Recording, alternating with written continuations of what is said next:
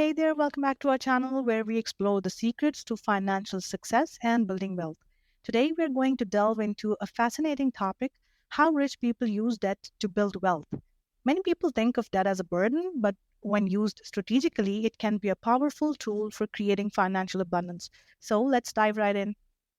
Before we proceed, let's establish an important principle. Not all debt is created equal.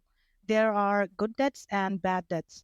Bad debts are high interest loans, such as credit card debt, which can quickly spiral out of control.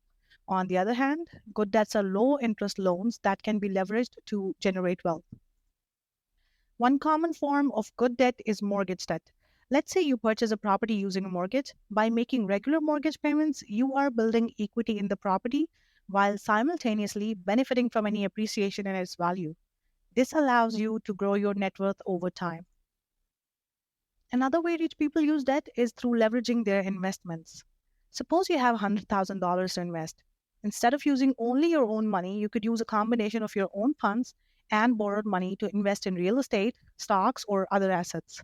This strategy, known as leverage, amplifies your potential returns.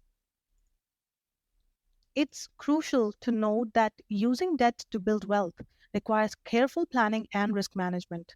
Here are a few key considerations. Number one is interest rate. Look for low interest loans to minimize the cost of borrowing. Number two is cash flow. Ensure that you have a reliable income stream to cover your loan payments. Number three, diversification. Avoid over leveraging by diversifying your investments and spreading your risks. To summarize, rich people understand that debt can be a powerful tool for building wealth when used wisely. They leverage good debts such as mortgages and low interest loans to invest in appreciating assets and grow their net worth.